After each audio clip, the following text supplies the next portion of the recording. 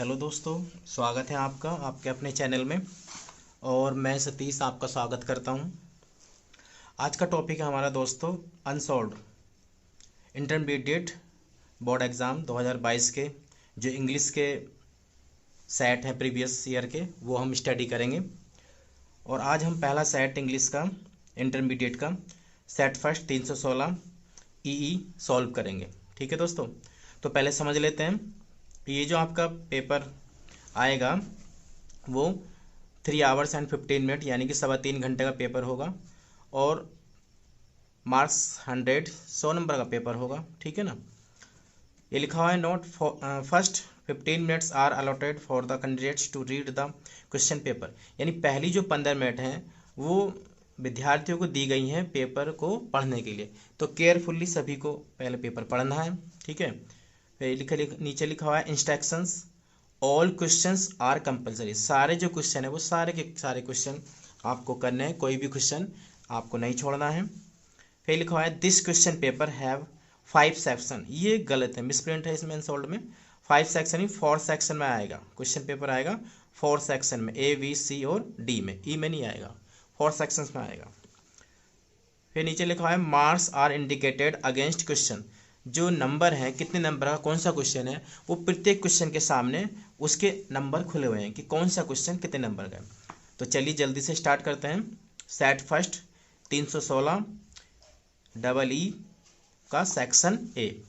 तो देखिए दोस्तों, करना क्या है। सेक्शन ए में लिखा हुआ है पहला question, read the following passage. Read means पढ़ो, फॉलोइंग पैसेज निम्नलिखित पैसेज को पढ़ो केयरफुली सावधानी पूर्वक, एंड आंसर द क्वेश्चंस और प्रश्नों के उत्तर दो दैट फॉलो जो निम्नलिखित हैं। जो इसके नीचे प्रश्न दिए गए हैं पैसेज के, उसके नीचे आपको जो प्रश्न है उनको आपको आंसर लिखने हैं। जैसा कि पहला क्वेश्चन है when is the real man discovered. देखिए दोस्तों, क्वेश्चन का आंसर देने से पहले इन्होंने क्या लिखा है कि read the following passage carefully. पहले इसको आपको क्या करना है, फटाफट क्या है, इस पैसेज को आपको मोटा मोटा पढ़ना है जल्दी जल्दी, और उसके बाद इन क्वेश्चनों के आंसर कुछ अपनी तरफ से बना के इसमें से आपको मिक्स करके देने हैं। ठीक है ना। तो पहला क्वेश्चन है when is the real man discovered. कब वास्तविक आदमी को खोजा जाता है, कब वास्तविक आदमी को खोजा जाता है। तो देखिए इसका आंसर इसी पैसेज में कहीं ना कहीं दे रखा है दोस्तों। इस शुरू में दे रखा है it is only under adverse circumstances that the real man is discovered. तो यहाँ तक आप इस क्वेश्चन का आंसर लिख सकते हैं। ठीक है ना। फिर दूसरा क्वेश्चन है what kind of a man, किस प्रकार का आदमी proves his worth, proves his worth अपने योग्यता को सिद्ध करता है, इवन माने भी इन एडवर्सिटी। एडवर्सिटी कहते हैं निर्धनता कह लो या विपत्ति कह लो, कुछ भी कह सकते हैं आप, कि किस प्रकार का आदमी होता है जो अपनी योग्यता को, अपनी सक्षमता को एडवर्सिटी में भी क्या है, सिद्ध करता है। तो देखिए इसका आंसर इसी क्वेश्चन के आंसर से आगे लिखा हुआ है a man of character of noble intentions of strong and sturdy physique and virtues of selfless service to others prove his worth even in times of adversity. तो यहाँ तक आप इसको, इस दूसरे क्वेश्चन के आंसर को यहाँ से यहाँ तक आप लिख सकते हैं। ठीक है ना। उसके बाद तीसरा क्वेश्चन है हु कैन कन्क्वायर हिज मिशन। कौन, कन्क्वायर कहते हैं विजय प्राप्त करना, हासिल करना, कौन अपने मिशन को प्राप्त कर सकता है। तो देखिए इसका आंसर इससे आगे लिखा हुआ है, एडवर्सिटी से आगे आप लिखते हैं he faces the adversity with his strong will and determination. यानी कि वो जो अपनी एडवर्सिटी को स्ट्रॉन्ग विल से यानी मजबूत इच्छा से और दृढ़ निश्चय से सामना करता है। जो if he has a will to do a thing nothing can stand in his way, he can conquer all obstacles to achieve his missions. तो यहाँ तक आप तीसरे क्वेश्चन का आंसर लिख सकते हैं। ठीक है दोस्तों, चलिए अगले क्वेश्चन की तरफ बढ़ते हैं। फिर ये कह रहे हैं कि explain in your on words the underline portion in the passage. व्याख्या करो इन योर ऑन वर्ड्स अपने खुद के शब्दों में, द अंडरलाइन पोर्शन जो रेखांकित भाग है, इन द पैसेज माने पैसेज में, ये जो रेखांकित भाग है द इनर मैन बेकअप सब, the inner man backs up. तो ये जो आंतरिक आदमी होता है वो जाग जाता है, इसको हमें क्या करना है, अपने शब्दों में इसको वर्णन करना है कि आंतरिक आदमी कौन होता है, कैसे वो जागता है, ये आपको अपने शब्दों में इसको लिखना है। ठीक है, अगले क्वेश्चन की तरफ बढ़ते हैं। ई का सेकंड है विच वर्ड, कौन सा क्वेश्चन सॉरी कौन सा शब्द इन द पैसेज, पैसेज में मीन्स माने अर्थ रखता है मिस्री। ठीक है ना, तो मिजरी जो मिजरी मीन्स होता है कष्ट, तो कष्ट जैसा अर्थ इस पैसेज में और किस शब्द का है, तो देखिए ऑब्स्टैकल है। क्या है, ऑब्स्टैकल मीन्स बाधा, बाधा कष्ट ही होती है एक तरह से, तो इसका जो मीन्स रखता है ये शब्द रखता है ऑब्स्टैकल्स। तो हम इसके आंसर में ई के सेकंड में क्या लिख देंगे, ऑब्स्टैकल। ठीक है दोस्तों, फिर है what does the word obstacle mean in the passage. अब ये क्या कह रहे हैं कि जो ऑब्स्टैकल जो शब्द है पैसेज में, इसका क्या अर्थ है। तो अभी बताया ऑब्स्टैकल का मतलब होता है बाधा, डिफिकल्टी। तो आप अपने शब्द बना के लिख सकते हैं कि obstacle means difficulty. Obstacle means क्या होता है, डिफिकल्टी। ठीक है दोस्तों, तो ये शुरू का क्वेश्चन था जो अभी हमने डिस्कस करा।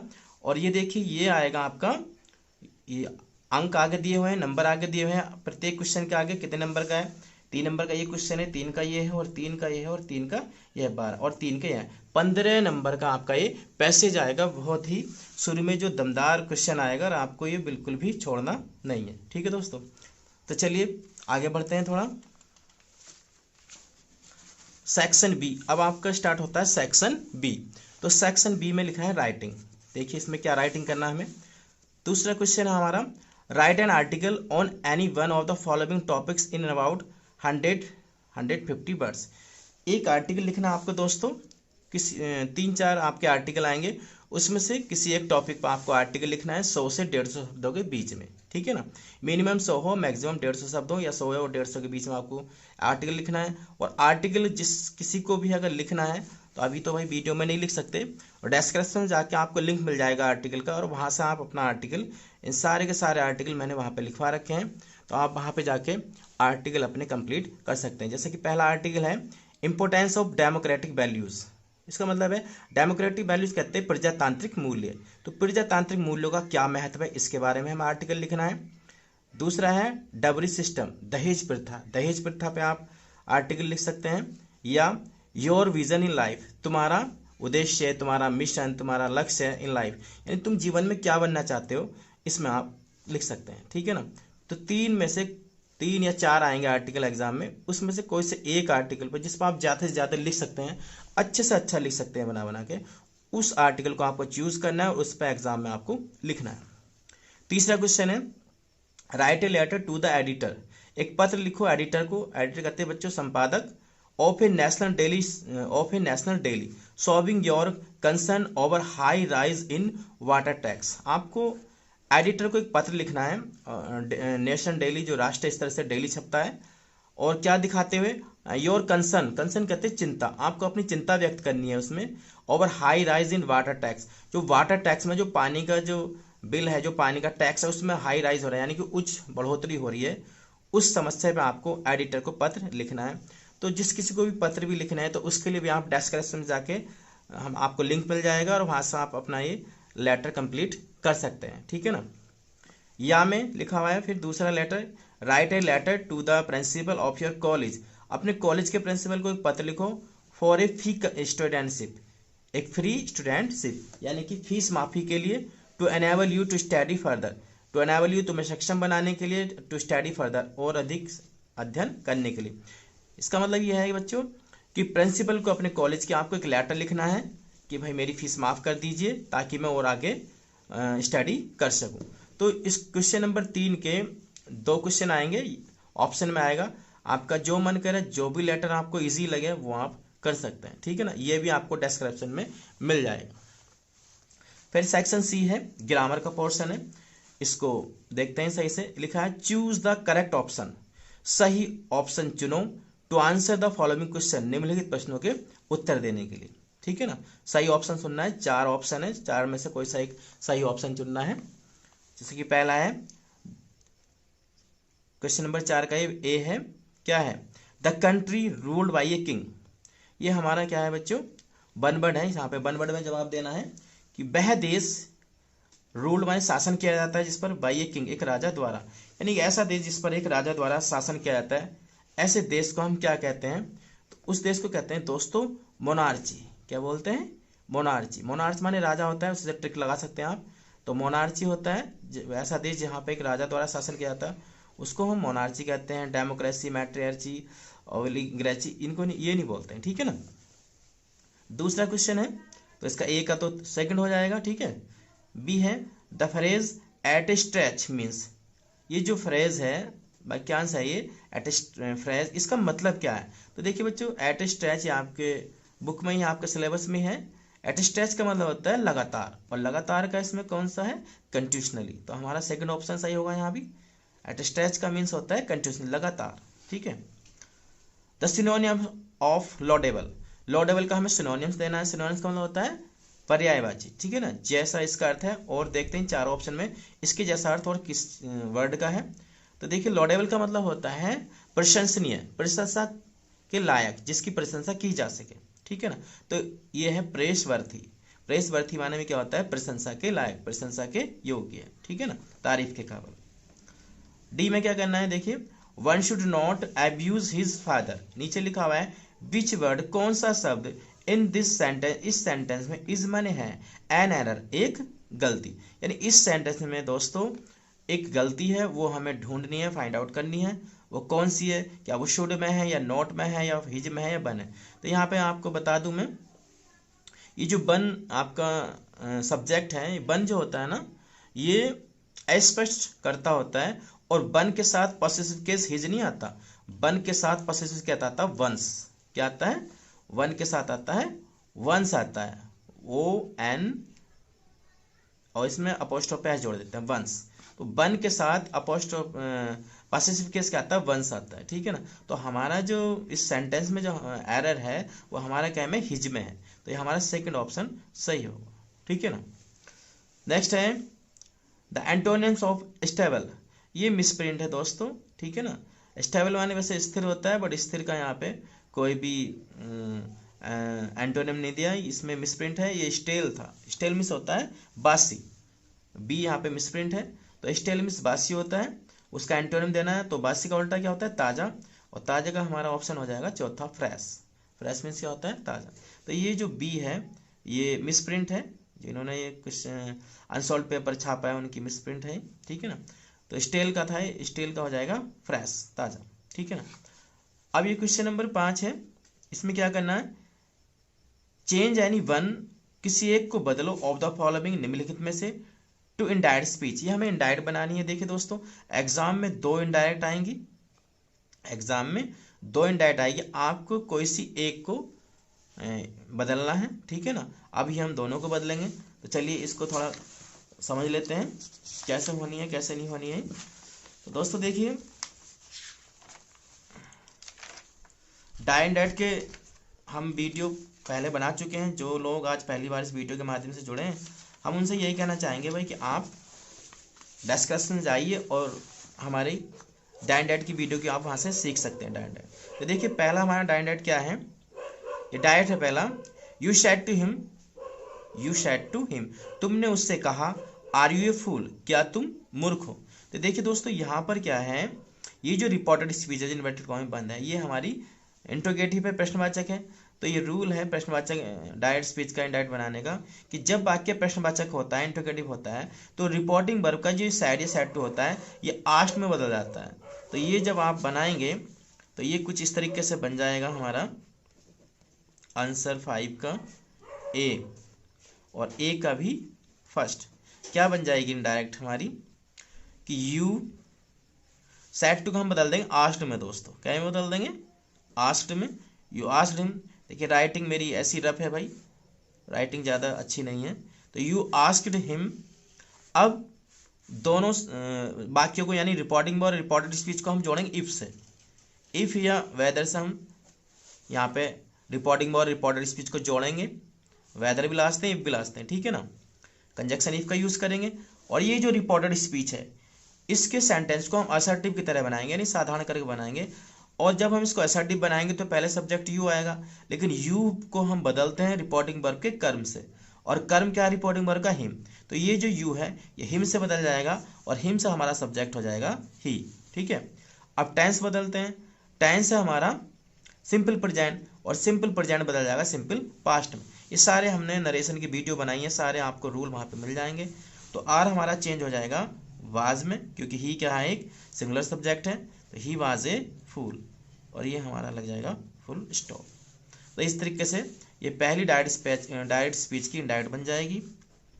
फिर दूसरा बनाते हैं। The teacher said to me, teacher ने मुझसे कहा, गो अवे एट वंस, तुरंत, एडवांस कहते हैं तुरंत, गो अवे चले जाओ। तो देखो दोस्तों, ये हमारा जो सेंटेंस है ये इंपरेटिव है, और इंपरेटिव सेंटेंस की जब हम इनडायरेक्ट बनाते हैं तो हमें देखना होता है कि रिपोर्टेड स्पीच में क्या शो हो रहा है, ऑर्डर प्रकट हो रहा है, सलाह प्रकट हो रही है, या प्रार्थना प्रकट हो रही है, उसी के अकॉर्डिंग, उसी के अनुसार हमारी जो रिपोर्टिंग वर्ब का सेड या सेड टू है वो चेंज होता है। अगर रिपोर्टेड स्पीच में जब वाक्य इंपरेटिव होता है, अगर रिपोर्टेड स्पीच में आगे प्रकट हो रही है तो सेड टू को या सेड टू को हम ऑर्डर में बदल देते हैं। अगर रिपोर्टेड स्पीच में सलाह प्रकट हो रही है तो सेड टू को हम एडवाइस में चेंज कर देते हैं। और अगर रिपोर्टेड स्पीच में प्रार्थना प्रकट हो रही है तो सेड टू को रिक्वेस्टेड बदल देते हैं। और भी चीज़ें, कमांडेड वगैरह बहुत सारी चीज़ें बदलते हैं। तो यहाँ पे हम देख रहे हैं कि टीचर ने मुझसे कहा, गो अवे एट वंस, तुरंत अभी चले जाओ। तो यहाँ पे टीचर क्या दे रहे हैं, ऑर्डर। यहाँ पे क्या प्रकट हो रहा है दोस्तों, ऑर्डर। तो हम यहाँ क्या करेंगे, सेड टू को ऑर्डर में बदल देंगे। द टीचर ऑर्डर्ड मी, ठीक है, द टीचर ऑर्डर्ड मी। तो हमने क्या करा, सेड टू को ऑर्डर्ड में बदल दिया। अब यहाँ कंजक्शन इंपेरेटिव वाक्य में टू लगता है, ठीक है ना, to, go, way, at once, बाकी सब सेम रहेगा और कुछ चेंज नहीं, ठीक है दोस्तों। तो ये हमारा क्वेश्चन नंबर 5 का ए पोर्शन हो गया। अब बी में देखते हैं, बी में क्या करा रहे हैं भाई, ये बी के फर्स्ट में देखते हैं, यह change any one of the following, कोई सा एक बदलो ऑफ द फॉलोइंग निम्नलिखित में एज डायरेक्टेड। यहाँ भी कोई सा एक बदलना, अभी हम दोनों बदलेंगे, ठीक है ना, एग्जाम में आपको कोई सा एक बदलना है।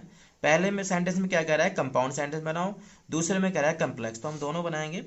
तो पहला आप चाहें तो हेडिंग डाल सकते हैं कंपाउंड सेंटेंस, ठीक है ना, कंपाउंड सेंटेंस बनाते हैं, ठीक है। यह है, Sheela must work hard, Sheela को कठिन परिश्रम करना चाहिए, टू सक्सीड, सफल होने के लिए। तो शीला को कठिन परिश्रम करना चाहिए सफल होने के लिए। कंपाउंड सेंटेंस हमें बनाना है, ठीक है ना दोस्तों। और इस टाइम ये वाक्य जो है सिंपल है, तो सिंपल से हमें क्या बदलना है, सिंपल से हमें कंपाउंड में बदलना है, ठीक है। अब कैसे बदलेंगे कंपाउंड में, देखिए दोस्तों, तो कंपाउंड में बदलने के लिए कंपाउंड सेंटेंस क्या कहता है कि कंपाउंड में कम से कम क्या होती है, एक प्रिंसिपल क्लॉज होती है, बाकी कम से कम एक क्लॉज ऐसी होती है जो प्रिंसिपल क्लॉज की कोऑर्डिनेट होती है। यानी कि यहाँ पर हमने कम्प्लेक्स और कंपाउंड की वीडियो भी बनाई है भाई, उसको आपको अगर डिटेल में समझना है तो आप डिस्क्रिप्शन में जाकर लिंक देख सकते हैं, ठीक है ना, वहाँ से आपको कम्प्लेक्स वाक्य और कंपाउंड सेंटेंस वाक्य जो होते हैं कंपाउंड सेंटेंस वो आपको पता चल जाएंगे, ठीक है। तो यहाँ पे हम बदल देते हैं, यहाँ पे कंजक्शन का यूज़ करेंगे कंपाउंड के। तो Sheela must work hard, Sheela को कठिन परिश्रम करना चाहिए, टू सक्सीड, सफल होने के लिए। अब यहाँ पे हम इन दो वाक्यों में इनको तोड़ेंगे, ठीक है ना, कि शीला को कठिन परिश्रम करना चाहिए अन्यथा वो सफल नहीं होगी, हम ऐसे बना सकते हैं, ठीक है ना, कि शीला मस्ट वर्क हार्ड, ठीक है ना। तो अदरवाइज लगा दो या एल्स लगा दो, ये कंपाउंड का कंजक्शन है, ठीक है ना। एल्स शी विल नॉट लगा दो, शी विल नॉट सक्सीड,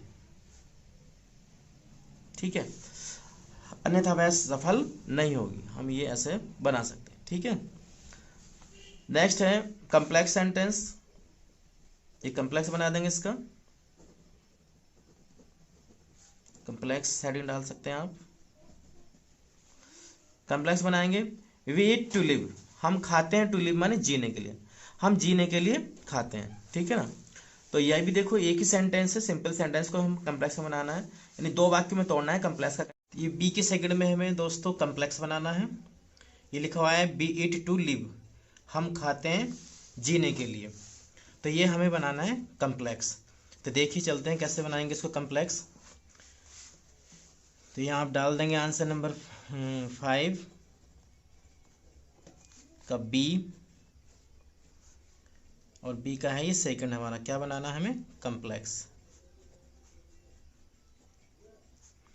ठीक है, तो कैसे बनाएंगे इसको हम कि बी इट हम खाते हैं, टू लिव जीने के लिए, हम जीने के लिए खाते हैं। तो ये बन जाएगा दोस्तों कम्प्लेक्स ऐसे बन जाएगा कि बी इट हम खाते हैं, सो दैट ताकि, बी में लिव ताकि हम जी सकें दोस्तों। तो ये बन जाएगा ऐसे कि हम खाते हैं ताकि हम जी सकें, ये कम्प्लेक्स का कंजक्शन लग जाएगा सो दैट, और इस तरीके से कम्प्लेक्स बन जाएगा। फिर क्या है आगे, फिर ये हमारा है दोस्तों चेंज एनी वन, सी है 5 का C, change any one of the following as directed. ये भी हमें बदलना है, कोई सा एक बदलना है आपको एग्जाम में, अभी हम दोनों बदलेंगे। फर्स्ट में क्या करना है पैसिव वॉइस, तो पैसिव वॉइस बना लेते हैं चलिए। तो फर्स्ट में आप पैसिव वॉइस बना लेंगे, सी का डाल देंगे, सी का फर्स्ट पैसिव आप हेडिंग डाल देंगे। अब कैसे बनाएंगे पैसिव, देखिए ये है स्विच ऑफ द फैन, पंखा बंद कर दो। इम्परेटिव सेंटेंस है, तो इम्परेटिव सेंटेंस की पैसिव वॉइस बनाने के लिए दोस्तों क्या करते हैं, लेट की समीकरण का यूज़ करते हैं। पहले लेट आता है, उसके बाद ऑब्जेक्ट आता है, ऑब्जेक्ट क्या है इसमें द फैन, उसके बाद हम बी लगाते हैं दोस्तों, और निगेटिव होने पर नॉट भी लगाते हैं, और नेवर वाला होने पर नेवर भी लगाते हैं। उसके बाद आती है थर्ड फॉर्म, तो स्विच की थर्ड फॉर्म स्विच हो जाएगी, इसमें आप स्विच में ईडी जोड़ देंगे, स्विच ऑफ। और फिर आता है अन्य, अन्य में कुछ दोस्तों इसमें है नहीं, तो ऐसे इसकी समीकरण बन जाएगी, इस तरीके से समीकरण से पैसिव वॉइस बन जाएगी, let the fan B switched off. ये इसकी इक्वेशन होती है, समीकरण होती है इंपेरेटिव सेंटेंस की पैसिव वॉइस बनाने की। सबसे पहले हम क्या करते हैं, लेट, उसके बाद कर्म, उसके बाद लगाते हैं बी, अगर सेंटेंस हमारा इंपेरेटिव निगेटिव है तो नॉट बी, और अगर नेवर वाला है तो नेवर बी, एंड उसके बाद वर्ब की थर्ड फॉर्म, ठीक है, और प्लस अन्य, जो कोई अन्य वर्ड बचे उसको लिख देते हैं, ठीक है। तो ये एक इम्पेरेटिव सेंटेंस की पैसिव बनाने के लिए लेट की समीकरण है, लेट, लेट प्लस कर्म plus B oblique not B oblique never B plus third form plus अन्य। तो इस समीकरण के आधार पे हमने क्या करा, इस सेंटेंस की पैसिव बना दी। देखिए सबसे पहले हमने लेट का यूज़ करा, उसके बाद हमें क्या लगाना है कर्म, कर्म क्या हमारा द फैन, तो द फैन लिख दिया। उसके बाद हम लगाएंगे बी, और फिर मुख्य गिरी थर्ड फॉर्म, वर्ब की थर्ड फॉर्म, स्विच ऑफ की स्विच ऑफ, और अन्य में यहाँ पे कुछ है नहीं, ठीक है दोस्तों। तो इस तरीके से ये हमारी पैसिव वॉइस बन गई। उसके बाद आगे क्या कह रहा है, ये सी के सेकंड में ये करा रहा है हमसे निगेटिव बनवा रहा है, तो निगेटिव आप हेडिंग डाल सकते हैं, निगेटिव हेडिंग डाल देंगे, ठीक है। क्या है निगेटिव बनवा रहा है, every rose has a thorn, प्रत्येक गुलाब कांटा रखता है। तो इसका जो निगेटिव सेंटेंस बनेगा दोस्तों, तो ये बनेगा हैज एवरी रोज नॉट ए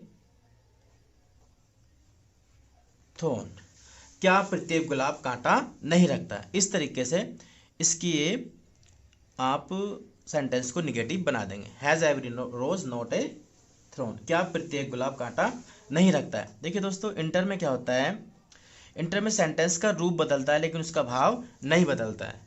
तो क्या प्रत्येक गुलाब कांटा नहीं रखता है, अब भी यही अर्थ है और पहले भी यही अर्थ था कि प्रत्येक गुलाब एक कांटा रखता है। तो भले से क्वेश्चन में निगेटिव बनाया बट इसका सेंस जो है वो वही है, वो यही कहना चाह रहा है कि भाई प्रत्येक गुलाब कांटा रखता है, ठीक है। अगले क्वेश्चन की ओर बढ़ते हैं।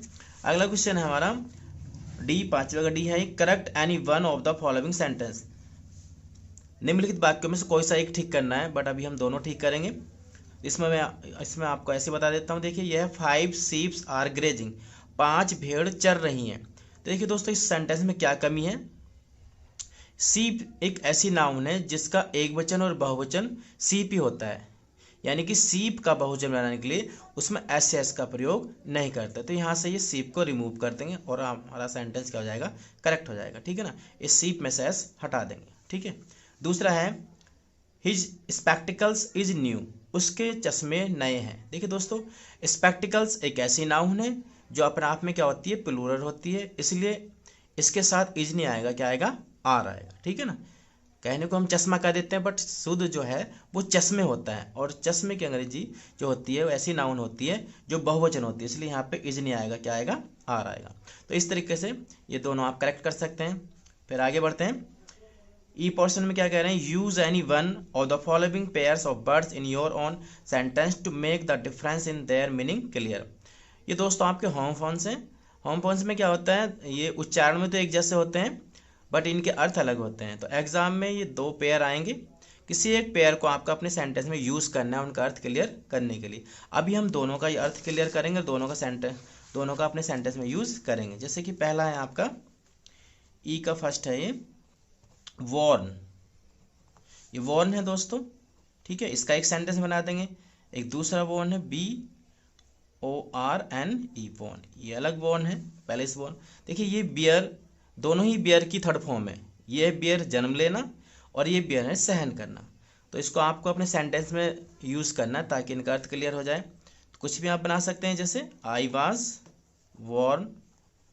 बोर्न इन इंडिया, कुछ भी समथिंग, मैं इंडिया में पैदा हुआ, ये आपका सेंटेंस क्लियर हो गया। यहाँ पे बोर्न का अर्थ क्लियर हो गया।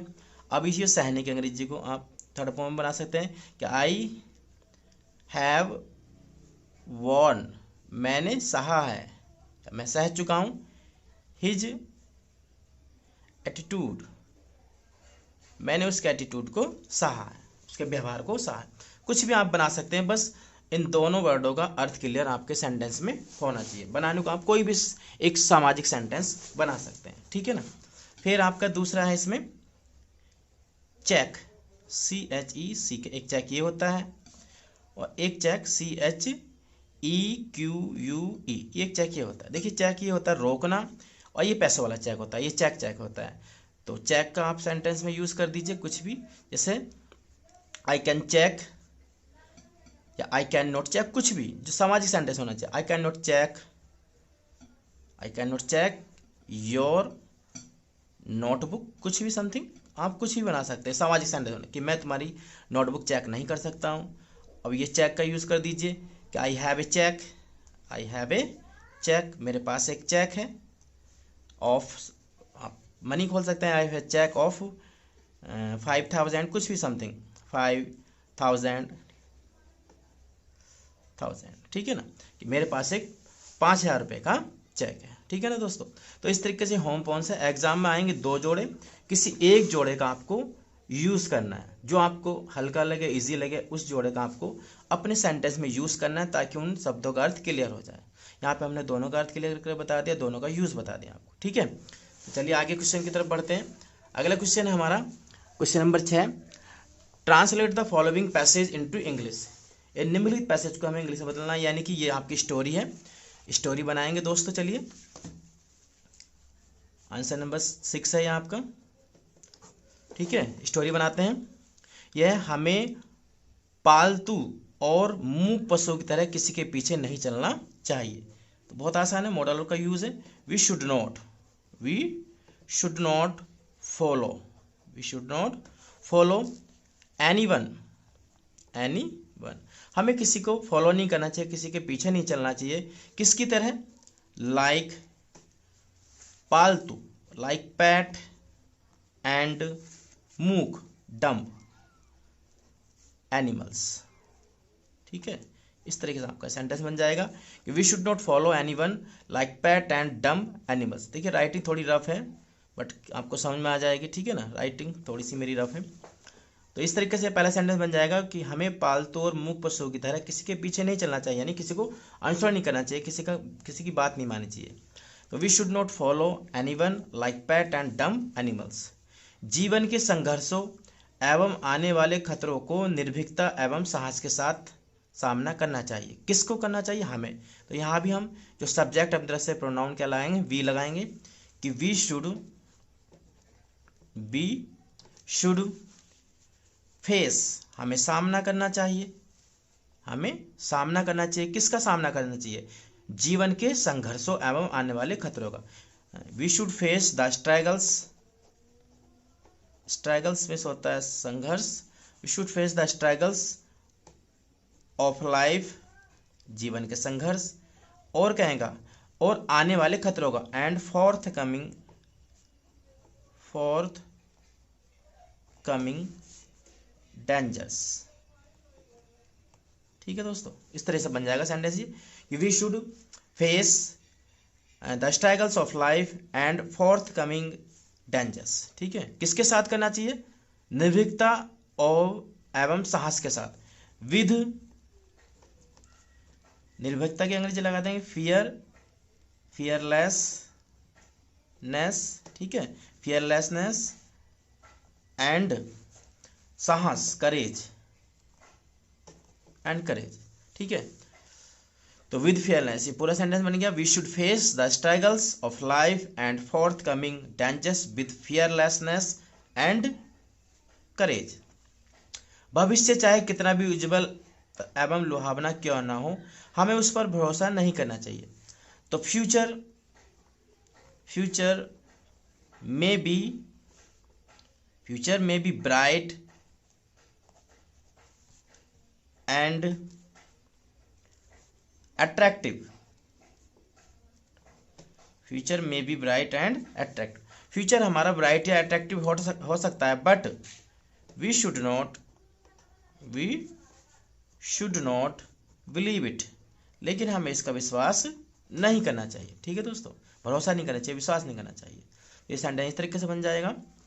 फिर है, हमें बीती हुई बातों को बार बार सोचना नहीं चाहिए। ये सब मॉडल के यूज से बनेंगे, सब शुड से। We should not think of our past. बीती हुई बात यानी अपने बीते हुए समय के बारे में हमें नहीं सोचना चाहिए। कैसे नहीं सोचना चाहिए? बार बार, कंटिन्यूशनली हमें नहीं सोचना चाहिए। ठीक है, बस अपने कर्तव्य के प्रति सचेत रहना चाहिए। Only we should be careful. केवल हमें सचेत रहना चाहिए, किसके लिए? अपने कर्तव्यों के प्रति, है नी, टुवार्ड्स लगा दीजिए, टुवार्ड्स आवर ड्यूटीज। जो हमारे ड्यूटीज़ हैं उनके प्रति हमें क्या रहना चाहिए? केयरफुल रहना चाहिए, सचेत रहना चाहिए। तो ये दोस्तों स्टोरी थी। राइटिंग थोड़ी रफ है, बट आपको समझ में आ गई होगी, ऐसी मुझे उम्मीद है। तो बहुत आसान स्टोरी थी, मॉडल और शुड का यूज़ था यहाँ पर, तो आप आसानी से बना सकते हैं। चलिए आगे बढ़ते हैं। फिर आपका सेक्शन डी है। सेक्शन डी क्या कह रहा है? ये लिटरेचर का है। और पहले क्या है, ये शॉर्ट क्वेश्चन है। Answer the following question in about 40 words, यानी 40 शब्दों में आपको प्रत्येक प्रश्न का उत्तर देना है। ये है, what did हैमल say about the language and its importance. हैमल ने क्या कहा था लैंग्वेज यानी भाषा के बारे में और उसके महत्व के बारे में क्या बताया था? पहले चैप्टर से क्वेश्चन है, तो आप आसानी से लिख सकते हैं 40 शब्दों में। और ये पसंद आए तो ये लिख सकते हैं आप कि what did the instructor do to train Douglas. Instructor ने डगलस को ट्रेन करने के लिए क्या किया था? तो ये भी कहानी आपको आपने पढ़ी होगी, चैप्टर है आपके ये। ठीक है ना। और अगर आपको क्वेश्चन करने हैं तो मैंने पहले ही बताया था, फिर बता रहे हैं, डिस्क्रिप्शन लिंक पड़े हुए हैं, आप वहाँ से क्वेश्चन कर सकते हैं। फिर नेक्स्ट क्वेश्चन है B, why did the peddler consider the world as a trap. क्यों घुमक्कड़ ने सोचा था संसार को एज ए ट्रैप, चौहेदानी के रूप में। यानी पैडलर को क्यों लगा था कि पूरा का पूरा संसार क्या है? चौहेदानी है।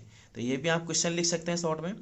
और ये पसंद आए तो इसमें से ये आप दोनों में से एक कर सकते हैं, या ये कर सकते हैं, why did Sahib join the job. Sahib ने जॉब क्यों ज्वाइन किया? एट द मिल्क बूथ, दूध के दुकान पर उसने क्यों जॉब की थी? तो आपको पता है कि पैसे कमाने के लिए की थी। ठीक है। क्वेश्चन नंबर 8, ये आपका लॉन्ग है। Answer any one of the following question in about 80 words. ये लगभग 80 शब्दों में क्वेश्चन का आंसर देना है। 2 क्वेश्चन आएंगे, दोनों में से कोई सा एक का आंसर देना है। पहला क्वेश्चन है, how did the announcement of the last lesson affect French.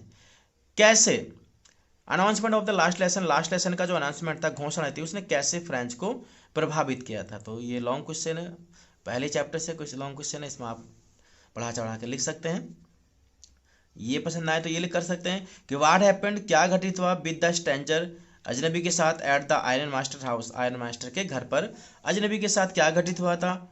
How was he treated by एडला बिल्बिन्सन, कैसा उसके साथ बर्ताव किया गया एडला बिल्बिन्सन के द्वारा। एडला बिल्बिन्सन के द्वारा उसके साथ कैसा बर्ताव किया गया था, ये भी चैप्टर आपने पढ़ा होगा, तो उसके बारे में आप खूब बढ़ा चढ़ा के लिख सकते हैं, लगभग 80 शब्दों में। ठीक है ना। तो ये 2 लॉन्ग क्वेश्चन है, दोनों में से कोई सा एक करना है आपको। फिर क्वेश्चन नंबर 9, ये पोइट्री का आपका, ये पोइट्री की कुछ लाइनें आएंगी दोस्तों, और इसमें आपको क्या करना है, इसमें क्वेश्चंस के आंसर देने हैं, जो नीचे क्वेश्चन होंगे उसके आंसर देने हैं। जैसे कि पहला क्वेश्चन है कि what is the title of the poem, यानी कि पोएम का नाम बताओ, शीर्षक बताओ। Which the above extract has been taken, who is the composer of the poem, composer कौन है पोएम के, यानी कि इस लाइन की जो लाइन जिस पोएम से ली गई उसका नाम लिखना है, उसके पोइट का नाम लिखना है। तो देखिए पोएम का नाम तो इसी में लिखा हुआ है, आंट जेनिफर्स टाइगर्स, तो लिख देंगे आप name of the poem Aunt Jennifer's tiger, ठीक है ना। और इसके पोइट हैं Adrienne Rich, name of the poet करके लिख देंगे एड्रिन रिच। फिर है give the central idea of the extract, इस इन लाइनों का आपको सेंट्रल आइडिया लिखना है अपने शब्दों में बना के, आपको लगभग 25 शब्दों में इसका सेंट्रल आइडिया लिखना है, जो जो इसमें मेन बात बताई गई है उसका लिखना है, ठीक है। फिर है write down the rhyming words, rhyming शब्दों को लिखना है आपको। तो राइमिंग शब्द कहते हैं एक जैसे लय वाले शब्दों को लिखना है, जैसे स्क्रीन, स्क्रीन किससे मिल जाएगा, ग्रीन से, एंट्री मिल जाएगा सर्टेनिटी से। तो बहुत आसान है राइमिंग वर्ड को खोजना। स्क्रीन का राइमिंग वर्ड है ग्रीन और ट्री का राइमिंग वर्ड है सर्टेनिटी, ठीक है दोस्तों। चलिए आगे बढ़ते हैं। क्वेश्चन नंबर 10, ये आपका सेंट्रल आइडिया है दोस्तों। कोई सा एक सेंट्रल आइडिया आपको करना है, 3 पोएम आएंगी, कोई सी एक पोएम पर आपको सेंट्रल आइडिया लिखना है, जैसे कि a thing of beauty, keeping quiet या माई ब्रदर एट 66। तो 3 पोएम एग्जाम में आएंगी, ठीक है, उन किसी एक पोएम में आपको सेंट्रल आइडिया लिखना है। क्वेश्चन नंबर 11 क्या कह रहा है, देखिए answer the following question in about 40 words, ये भी आपके शॉर्ट क्वेश्चन है, लगभग 40 शब्दों में आपको आंसर देना है। पहला क्वेश्चन है how did doctor सदाव operate the white man, कैसे डॉक्टर सदाव ने व्हाइट मैन का यानी कि गोरे आदमी का उसका ऑपरेशन किया था, ठीक है ना। तो ये कहानी बहुत इंटरेस्टिंग, आपने पढ़ा होगा चैप्टर, आप लिख सकते हैं डॉक्टर सदाव ने कैसे उसकी बुलेट, उसकी गोली को उसके शरीर से बाहर निकाला था, ठीक है ना। या what wonders did the author realise, क्या आश्चर्य लेखक ने महसूस किए व्हेन ही रीच्ड अंटार्कटिका, जब वो अंटार्कटिका पर पहुंचा था तो लेखक को क्या क्या लगा था, क्या क्या महसूस हुआ था, चारों तरफ बर्फ ही बर्फ थी, तो वो सारी चीज़ें आप इसमें लिख सकते हैं। फिर बी है how did the king save his throne, कैसे राजा ने अपना सिंहासन बचाया, ठीक है ना। तो ये टाइगर किंग वाला चैप्टर है, आपने पढ़ा होगा, ठीक है ना। यहाँ पे क्या करना, देखिए आपको इस दोनों क्वेश्चन में से एक देना, या और लिखा हुआ है या तो इसका आंसर दीजिए या इसका, और ऐसे ही या इसका आंसर दीजिए या इसका, ठीक है ना। या में लिखा हुआ how did Sam write in his letter to Charlie, क्या सैम ने लिखा था अपने पत्र में चार्ली को क्या लिखा था सैम ने अपने पत्र में। तो ये भी द थर्ड लेवल का जो आपका चैप्टर है उससे लिया गया क्वेश्चन है, आसान है, ठीक है। फिर क्वेश्चन नंबर 12 है answer any one of the following question, ये भी लॉन्ग क्वेश्चन है दोस्तों, इन अबाउट 80 वर्ड्स, लगभग 80 शब्दों में आंसर देना है आपको। 2 लॉन्ग क्वेश्चन आएंगे, इसमें से भी आपको एक लिखना है। पहला क्वेश्चन है हु वाज द साइकियाट्रिस्ट, मनोचिकित्सक कौन था। व्हाट डिड ही से, उसने क्या कहा अबाउट द थर्ड लेवल, तीसरे तल के बारे में उसने क्या कहा था। तो देखिए एक ही चैप्टर से ये शॉर्ट क्वेश्चन भी आ गया और ये लॉन्ग क्वेश्चन भी आ गया। फिर दूसरा क्वेश्चन है how did doctor सदाव save the life of the American war prisoner, कैसे डॉक्टर सदाव ने जो अमेरिका का जो युद्ध बंदी था उसकी जान कैसे बचाई। How did his wife Hannah help him in that act, और कैसे उसकी वाइफ हाना ने उसकी इस कार्य में मदद की। ये भी लॉन्ग क्वेश्चन है, इससे भी देखिए ये शॉर्ट क्वेश्चन भी आया था और लॉन्ग भी आ गया, देखिए शॉर्ट भी था इसी चैप्टर से और ये लॉन्ग भी आ गया। तो आप इसको 80 शब्दों में लगभग लिख सकते हैं। तो दोस्तों ये आपका इस तरह का क्वेश्चन पेपर आता है। आई होप मेरा समझाया आपको सब कुछ ये समझ में आ गया होगा कि क्वेश्चन पेपर कैसा आता है, कैसा आपको सॉल्व करना है। मैंने कोशिश की है कि काफ़ी हद तक आपको समझा दूं, और इसके बावजूद भी अगर कोई बात आपको समझ में नहीं आती, कोई स्टोरी में कोई सेंटेंस समझ में नहीं आया या कोई ग्रामर का कोई पोर्शन समझ में नहीं आया, तो आप मुझे कमेंट कर सकते हैं और मैं कोशिश करूँगा कि नेक्स्ट वीडियो में उसको मैं सॉल्व कर दूँ, ठीक है ना दोस्तों। तो मिलते हैं अनसॉल्व की एक नई वीडियो के साथ जल्दी ही, तब तक के लिए आपका धन्यवाद, नमस्कार।